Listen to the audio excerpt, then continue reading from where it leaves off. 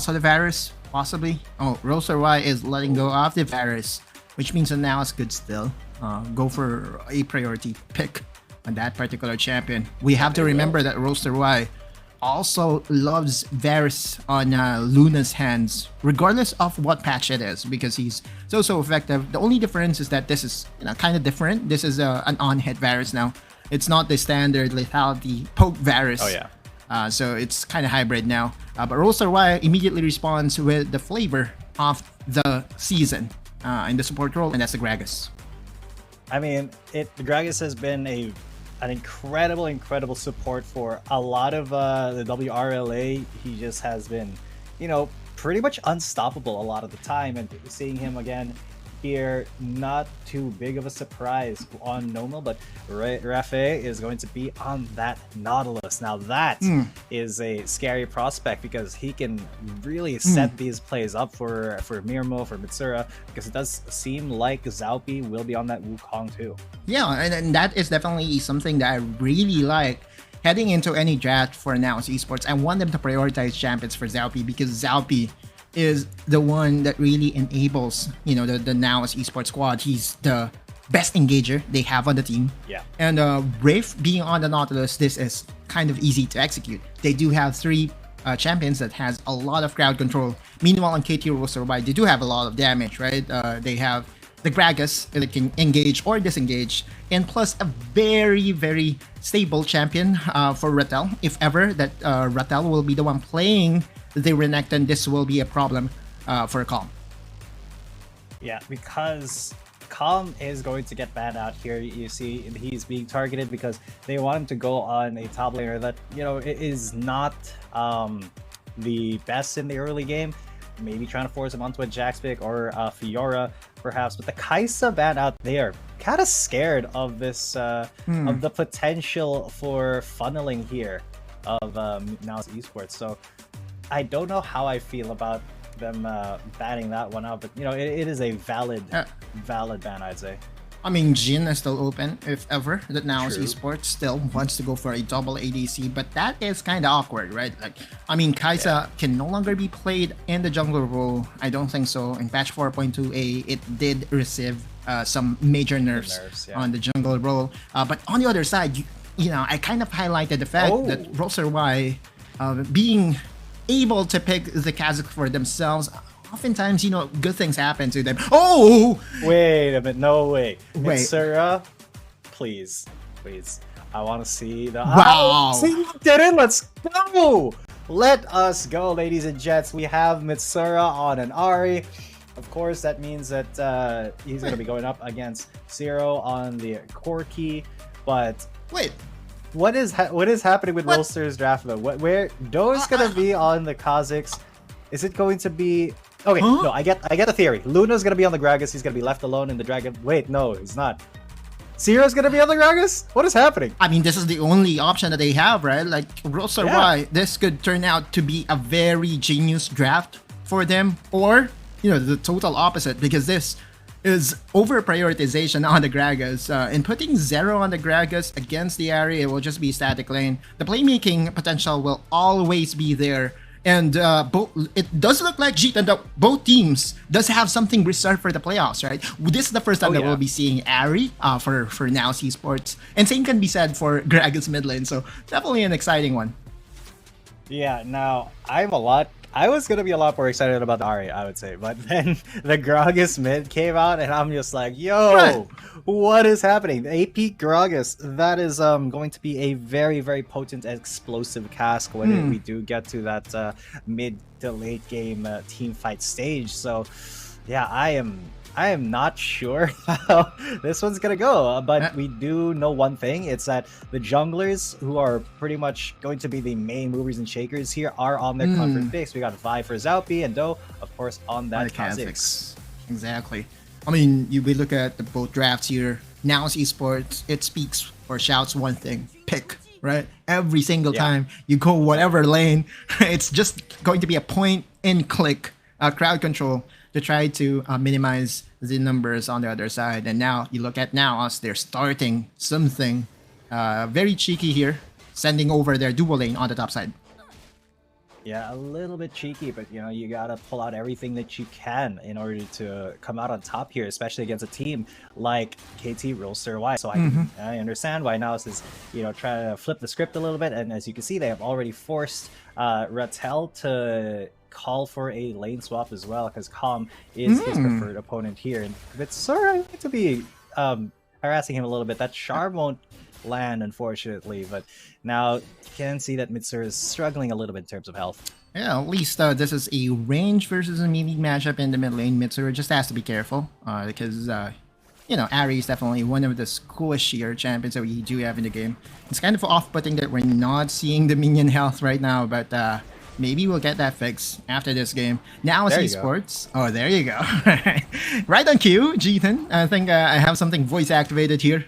Yes, sir. But yeah, we have Mirmo on the top side, and again, just to highlight the fact that this is on patch 4.2a, there's definitely going to be a Muramana build heading into, you know, a mixed build, an on-hit, plus some pokes as well, because, you know, regardless of what build you do on the Varus, the pokes are still very potent. Of course, because his piercing arrow is kind of like the core mechanic of his kit. Even if you are, you know, trying to go for an on-hit Varus build, you still have to kind of hit the abilities in order to utilize it the best way you can. Now I think we have to kind of look at where the junglers are. My god, that is a flash and a half, and that forces Mirma. He doesn't even need to call the jungler in. Mirma's just dead. Now Raif trying to get away, Spider-Man, and will that... Oh my god, the flash for the fast bomb. Luna will be picking up another kill there. That's 2 kills for KT.RY. All no mel, right? Like a 2-man knockup plus the delivery onto the tower range. Now eSports did not expect that all-in coming from KT.RY. And the first punch comes from the Korean team. And what a punch it was. A smack right in the face of NAOS eSports. I mean, let's take a look at that again, because Nobel. Wow. He buffered it. Yep, channeled the pulverize and headlock combo just to make sure that there will be little to no reaction time left for NAOS eSports, and even that void spike did actually connect, contributing onto the last hit, a 2-0 start for KT.RY. What a start it is, because they cannot ask for a better start. Now look at KT.RY controlling the jungle. You do have Zero going to be on the top lane switch it. Sorry, that is Luna still there. I'm just looking at the champions and I got confused because, you know, we're used to seeing a different configuration here. So my apologies on that, ladies and gents. But yeah, oh, he's going to be found out here. He's in enemy territory. He's going to get knocked up. Cease and desist. Cease and desist stealing my jungle, says Zaupi. Right. So one thing I kind of want to commend NAOS there was that their instincts were right on the spot, right? They knew immediately that Dog would make some risky pathing towards the red buff, and you know, it's something that you can scout because that's always something that he has to do or he can do. Oh! Absolutely. Oh my god. He just popped! Mitsuru just popped like a balloon. That's the burst that an AP Kragus can do to your face and to your champion, and especially on a Nari, right? You have the best mobility in the game, for sure, but health points, unless you have Rod of Ages, it's kind of minimum. Yeah, and that is just kind of the risk that you take when you pick up that that Ari. You have to be very, very safe, and against a team like KT.RY that takes every single opportunity they can, it's kind of an uphill battle for NAOS eSports. It really is. Oh, for sure. Meanwhile, on the bottom lane, this is pretty much stable, right? Like the Wukong versus the Renekton. Just as long as you don't overextend, don't over-engage, there will be no kills to be had on the bot lane. Mitsuru is trying to play aggressive here, just, you know, having Zappy in the back foot. Was able to at least give him some confidence. He's going to recall, going for that Luden's Echo, but Mirmo and company on the top side. Essence Reaver. This is kind of different from what I expected, because I definitely know Muramana is definitely one of the, I would say, meta builds that we do have in the Varus right now, but Essence Reaver, the reworked one, is his choice. Yeah, and okay, I kind of like that, if I'm being honest. With now Nobel going to get in and get a headbutt pulverize onto 2. Mirma and Rafe are going to be completely fine. Oh, unfortunately, he misses the Chains of Corruption. Now they are going to try to stop this this Rift Herald take, but well, we stopped it. That's definitely one way to stop it. I think we do have a pause, and we will be finding out the total reason or the reason behind the pause. But that was definitely very, I would say, dicey looking into that particular matchup, because one package was still available. All right, so a package could easily be used to just basically change the tides of a particular team fight. Chains of Corruption, as you said, did actually miss because of the proto belt by Numel. But one thing's for sure, right? Like, we kind of expected this matchup in where KT.RY will be very disciplined and will not be over aggressive. Turns out it's the total opposite, right? On the top side, we saw a flash play coming from Numel. There was even an invade onto the jungle of Zappy that was read by NAOS eSports. So it does appear to me that, you know, at least in game number 1, there's a reversal of script, right? Like, NAOS is the one to play counter. Meanwhile, the aggression is on KT.RY side. Yeah, and it's a little bit weird to see, if I'm being honest, because NAOS is the one that we kind of expected with the, you know, with the Vi, with the Ari to be going for these aggressive plays, but Numel is just in the face of NAOS eSports, like, pretty much all the time. Whenever he can, whenever he's got flash up, he goes for the play. He goes for you know, a flash pulverize if he can, but if he can't, you know, he just runs up and headbutt pulverizes, and that's a really strong way to play Gragas. Oh yeah, like, I mean, the combo, the duo of the Gragas plus the Alistar. Imagine both of these bulky champions going into the face of a Varus, a very immobile champion, as we would love to say. But that is more on Numel's playstyle, right? Like, Numel has always been one of the best engagers that we have ever seen in APAC, right? Like, every single time I see him on an engaged champion, be it on an Alistar or be it on a set, good things happen for KT.RY side. Like, he's the only reason why KT.RY has the luxury to go aggressive, because the other lanes kind of want to be, you know, on the disciplined side of things. But looks like that we're back in the game. Yeah, and back in the game we are. There's going to be no steal, but they will be cornered inside the Baron Pit. Will be good for NAOS eSports because they have gotten a couple of kills, but unfortunately they have lost their jungler and they're losing the rest of their members now. Right? Incredibly, he gets the stun off, and will he be able to get away with a Spider-Man Death Charge, or sorry, Dredge Line just to get away? Calm trying to escort him with his clone, and Luna is taking a lot of damage, being a lot aggressive, but he favor? Yes, he will. Calm gets the kill, and those are some good trades. It's still KT.RY who comes out on top in terms of kills, but the Herald will be going to NAOS eSports. The Dragon, though, will be taken. That's the new Ice Drake. Yeah, that's a 1-for-1. An advantage still for KT.RY's side, but definitely a very good counter punch coming from NAOS eSports. And you look now, the Rift Herald has been summoned in the mid lane. Just a couple of hits, that tower will be broken down to pieces. Mirmo will respect Numel's all-in potential. Yeah, just looking into that team fight once again, we'll look into this replay.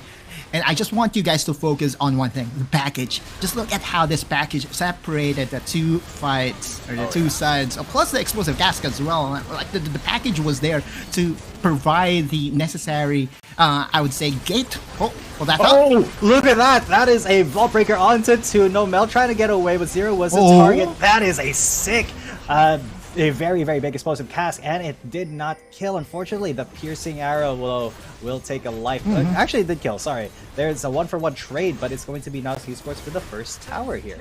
Right, and this is not even the tower that they used the Rift Herald on. Calm, meanwhile, by the way, just a reminder for everyone, he was able to get 3 kills in that team fight in the Rift Herald. So this is a very ahead Wukong. Wukong is not really known for his damage, but if he's this ahead, his hits will definitely be felt by the squishy members of KT.RY. Rattel was able to at least get a solo gold on the top lane tower, and that is full plates. Yep, all the plates. He's got a lot of gold on him, but I like that NAOS eSports are really committing to being, you know, real aggressive and fighting back, looking for more aggressive plays. They know Rattel is there, and they're going to engage. There's a Cyclone to knock him up, but Mitsura not going to go for the big charm just yet. They know that Numel is there. Doe is off on the sides. Now they know that he's there too.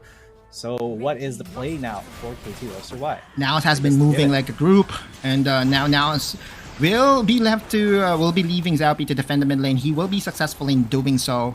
But you look into the play of KT.RY, they have a 3-1-1 split happening right now. Like, Zero, Rattel will be left to deal with the tower that will be left defenseless by NAOS eSports. Meanwhile, NAOS just wants to stay as a group and win Team 5 skirmishes over and over again. So far, KT.RY does possess a small goal lead, but nothing insurmountable for sure. Most definitely, most definitely. It is just a barely any gold lead, mainly on the mid lane. You can see it's pretty much even for 3 of the players, and Calm is just down like 200 gold. That's not a lot at all, and yeah, basically it's even right now. Now it's doing a really good job of stopping KT.RY, but Calm is in a lot of danger here. He's gonna get engaged on. Do jumps over and he tries to go for the flash, but this will be the death of the top laner here for NAOS eSports. 1 kill for 1 tower in the mid lane. Are they able to brute force this one? Looks like it's a solid yes. And Luna being there doesn't matter. Now you look at the 4-man squad of NAOS once again. It hasn't been like the play since minute number 6, right? Like they will be grouping as 4, forcing one side of the map. Meanwhile, KT.RY responds with a cross-map play. And believe it or not, I'm liking, KT.RY response. This macro is definitely more efficient, gold-wise and pressure-wise. Most definitely. Very, very efficient.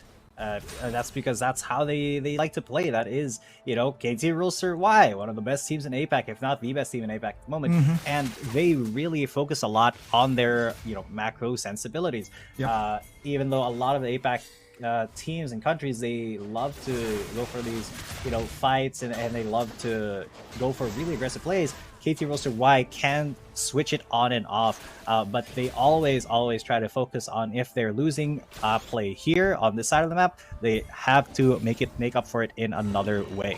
Yeah, 17 seconds before a dragon spawns up, and this could break open the game onto anyone's favor. This is just the game number 1, but it's pretty much what we expected. Explosive right on the get-go. Now, with the pick composition, will they be finally finding that 1-up against KT.RY? Yeah, can they go for it here? This is going to be a pretty decent dragon fight. But KT.RY, they are a little bit hesitant. NAOS as well. They do know that the Red Nectin is going to be coming from the back, and Rattel is going to be having a little bit of difficulty there. Nomel jumps in, Do jumps in as well. They're trying to assassinate Zaupi, and Zaupi at least will get his ultimate off before he gets taken out. But that's already 2 kills for KT.RY, just for the life of the Red Nectin. Now Nomel, he is the next one in danger, but the flash for flash there. Mitsura not able to get the charm to finish him off, but Nomel is basically out of the fight for now. It's going to be a 3v3 on this dragon, but no jungler on the side of NAOS eSports. Yeah, and Daw should be able to secure this unless an arrow from Mirmo secures it instead. But yeah, never mind that, because that is still a Kha'Zix. A very easy execute.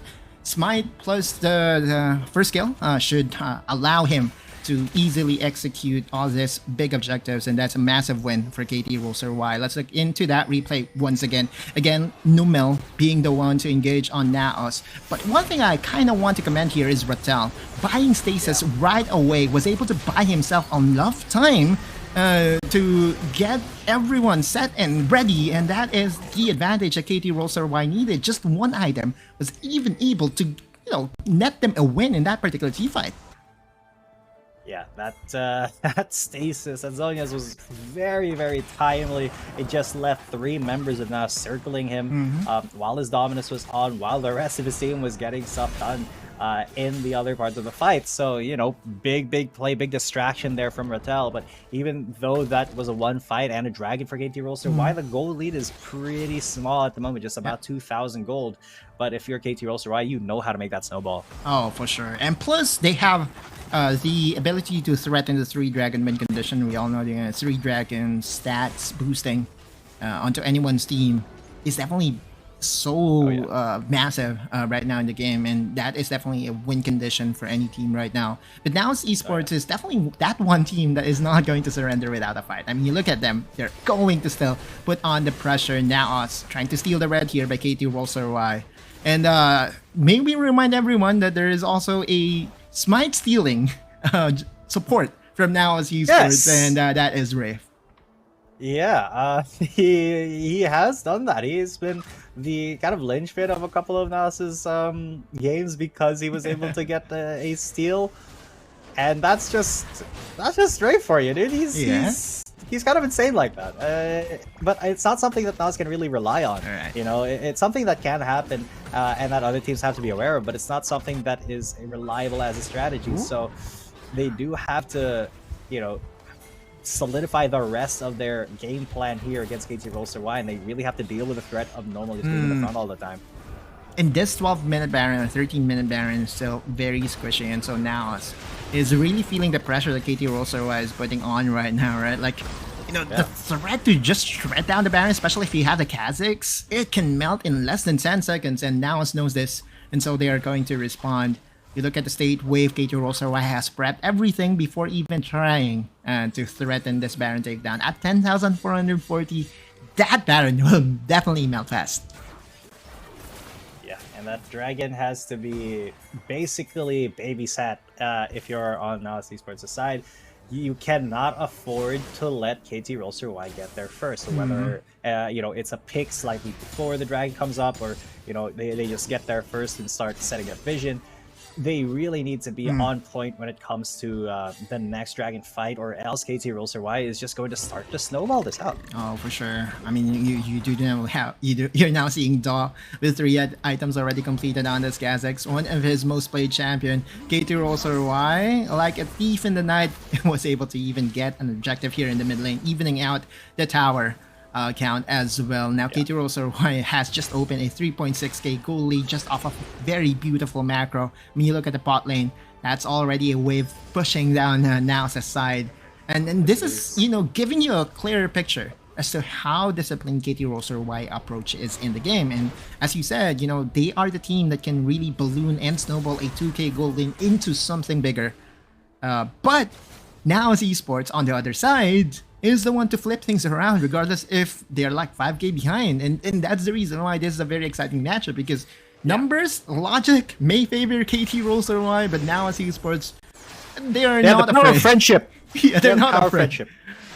Plus the wild card in them, right? Like, we have to remember that they are the last team to qualify for the whole thing. Last chance qualifier, NAOS eSports, and so they often, you know, play with nothing to lose.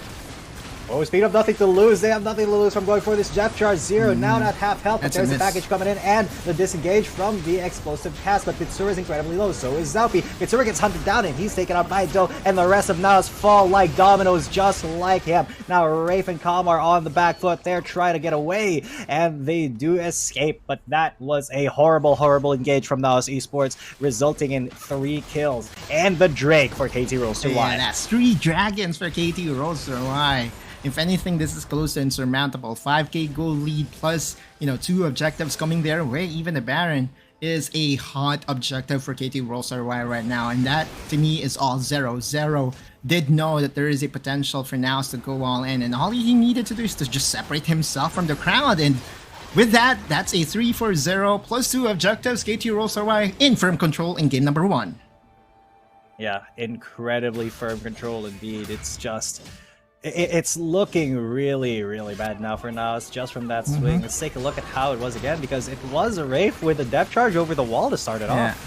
Plus the charm not hitting, right? And that is the reason why, you know, you often see a Nautilus combining his flash onto the depth charge just to prevent all those fast reaction time coming from all these pro players. Because if anything, I mean, you look at Wraith there, he flashed away. There is a potential for him to, you know, just immediately use the flash plus a depth charge, shorter travel time on that ultimate, and might have resulted into a pick that NAOS really wanted.